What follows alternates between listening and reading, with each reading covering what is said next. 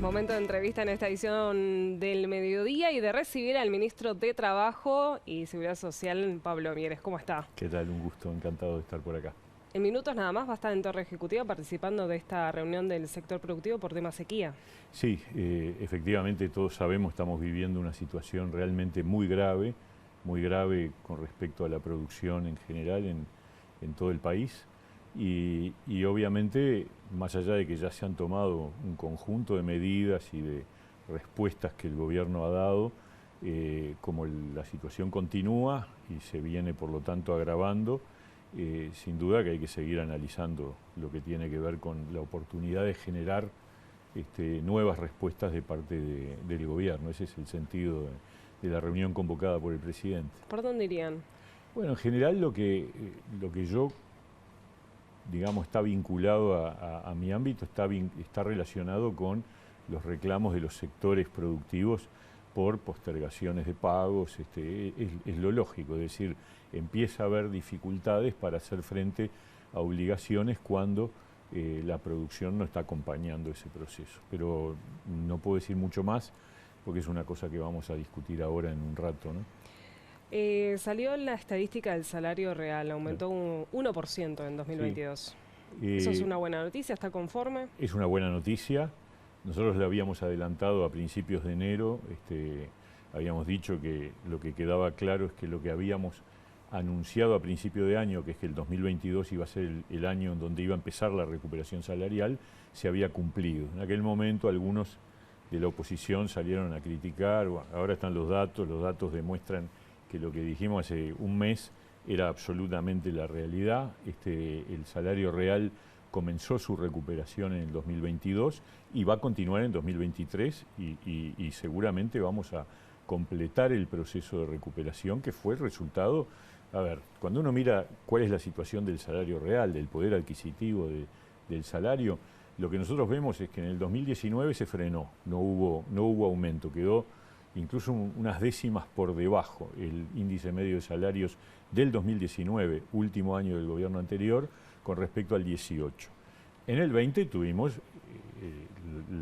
el impacto brutal de la pandemia, por lo tanto hubo una caída del salario real que además se pronunció en el 2021, porque el efecto de las medidas tienen un rezago, digamos, con respecto a la situación y a la realidad, y dijimos con claridad, a medida que hubiera recuperación de la economía, se iba a recuperar el salario real, y eso está ocurriendo. En julio de este año firmamos acuerdos con COFE y con la Coordinadora de Sindicatos de la Enseñanza a fin de año, con lo cual en el sector público la recuperación ya está acordada con los sindicatos y se va ocurriendo. Ahora con los aumentos de enero ya hay componentes de recuperación, el año que viene nuevamente, y va a terminar de completarse en el 24. ¿Y en el sector productivo? Y en el sector privado, ¿cuál fue el sector que más creció? En el sector privado hay un proceso de recuperación que está indicando que todavía tenemos que seguir trabajando porque estamos, como se sabe, alrededor de un 2% promedio.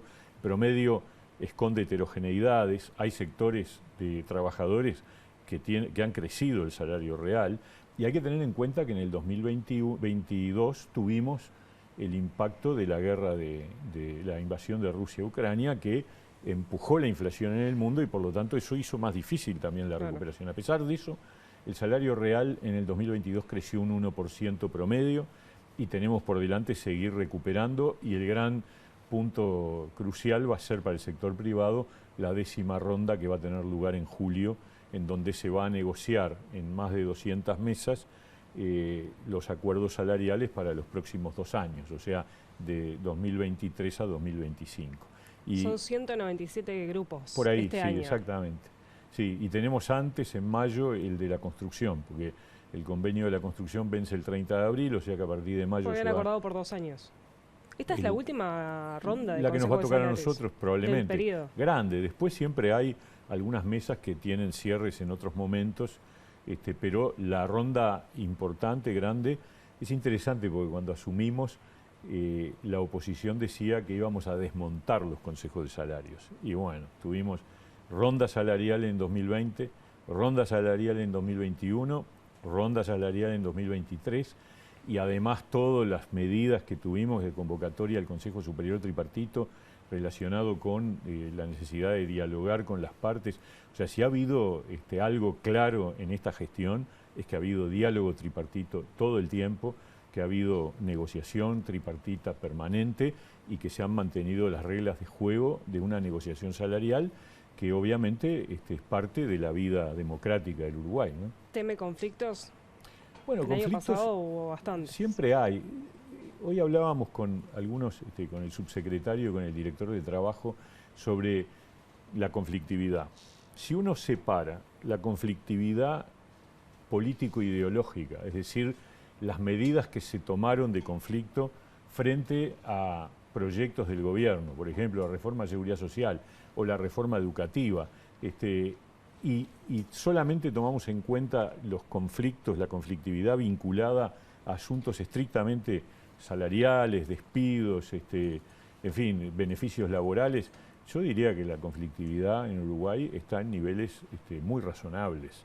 Lo que pasa es que a esto hay que agregarle que el PIT-CNT tiene un alineamiento político ideológico muy claro de oposición al gobierno y por lo tanto, además de los conflictos razonables que existen a nivel laboral stricto sensu, tenemos el telón de fondo que es el enfrentamiento de la central sindical a las medidas del gobierno. Ya hay olor a campaña igual. ¿Piensa que se va a agravar el 2023? Y bueno, cuanto más uno se acerca a una campaña electoral, por lo menos en Uruguay, pero yo creo que en todas partes del mundo, más terreno gana el tiempo electoral. Pero de todas maneras, yo creo que hay una agenda, hay un conjunto de cosas que tenemos que llevar adelante y me parece que independientemente de que en todo caso se acentúan los comentarios con tono electoral, de cualquier forma este es un año clave para llevar adelante las medidas, por ejemplo en el caso del Ministerio de Trabajo, seguir recuperando el empleo, que dicho sea de paso no lo hablamos, pero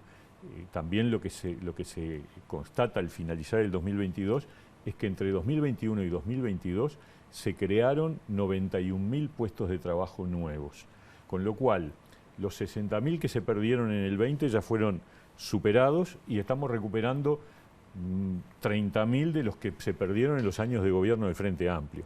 Y es interesante porque debe ser la primera vez en mucho tiempo que simultáneamente crece el empleo y crece el salario, que es una cosa que en general siempre se dijo que eran como difícil de compatibilizar. Bueno, en el 2022 creció el empleo, alrededor de unos 35.000 puestos de trabajo, y creció el salario.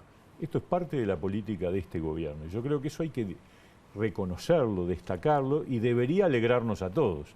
Lamentablemente a algunos parecería como que no les gusta, pero bueno, así es la vida política, ¿no? Mieres, brevemente, aumento de pasividades. ¿A partir de marzo? El aumento de pasividades se disparó el 1 de enero, ya se está cobrando ahora en esta semana de febrero. Tiene que ver con el índice medio de salarios.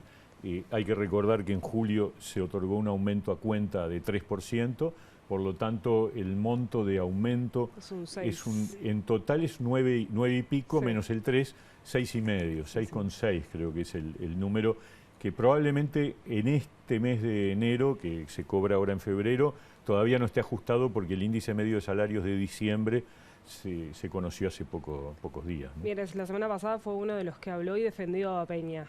Sí. ¿Qué opina ahora? No es que haya defendido, dije que me parecía que había dicho que había cometido un error. Ahora, el problema es que después de eso ocurrió otra, digamos, desajuste de la realidad y me parece que era obvio lo que pasó tenía que pasar. Es decir, cuando ocurre una situación de este tipo y no hay una declaración ajustada a la realidad, me parece que está bien lo que hizo, ¿no? ¿Afecta la imagen de la coalición? Yo creo que no. Yo creo que tenemos un problema los uruguayos con el tema de los títulos. Es un tema, yo creo que está vinculado a una sobrevaloración que la cultura uruguaya ha hecho. Es aquello de mi hijo el doctor, sí, de las obras literarias. Es decir, una persona no vale más ni menos por tener un título. Y en la actividad política, menos todavía, una persona puede alcanzar respaldo ciudadano siendo titulado o sin título, porque la gente valora muchas cosas muy distintas. Mujica llegó a ser presidente. Claro, por supuesto, y hay ejemplos en el mundo entero de gente que no tiene título. Entonces, pero en Uruguay hay como un sentido de que eso es importante y me parece que no está bueno, me parece que es una característica de la cultura. Y bueno, y han pasado varios casos, y está bien que haya reacciones, pero también hay que ubicarlas en sus justos términos. El tema es, digamos, en todo caso, el problema de decir la verdad, que ese sí es un tema relevante. Una cosa es sobrevalorar y otra cosa es mentir. Lo relevante es decir siempre la verdad.